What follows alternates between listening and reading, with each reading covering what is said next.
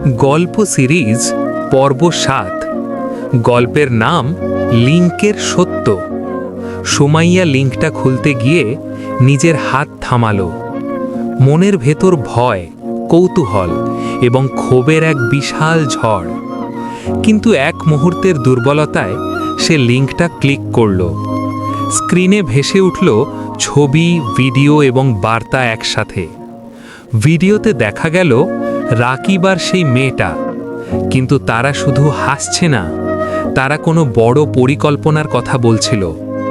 বার্তাগুলো পড়ে সুমাইয়া বুঝতে পারল রাকিব তার জীবনে শুধু ভালোবাসার নাটক খেলেছে, আর সেই অন্য মেয়ের সঙ্গে তার সত্যিকার সম্পর্ক ছিল শুরু থেকেই।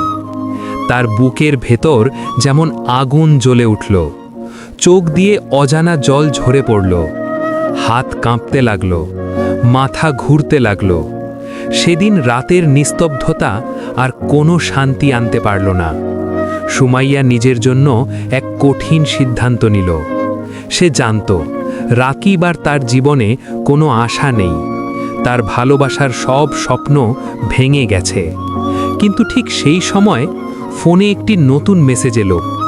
মেসেজটি ছিল, সুমাইয়া, আমি সব কিছু বুঝেছি, আর আমি চাই তুমি নিজের জন্য নতুন পথ বেছে নাও। সুমাইয়া অবাক হয়ে দেখল মেসেজটি এসেছে তার মায়ের নম্বর থেকে। মা লিখেছিল, আমার মেয়ে, যে মানুষ তোমার বিশ্বাসকে ভেঙেছে তার জন্য তুমি কষ্ট পাওয়ার দরকার নেই।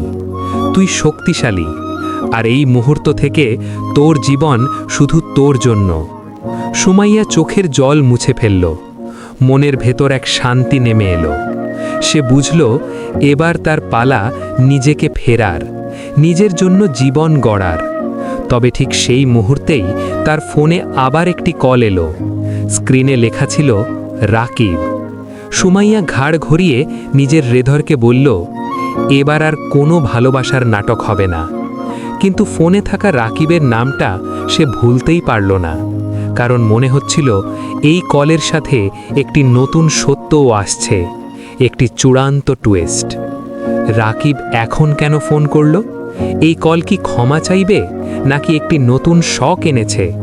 সব জানতে হলে অবশ্যই দেখতে হবে গল্পের অষ্টম এবং শেষ পর্ব।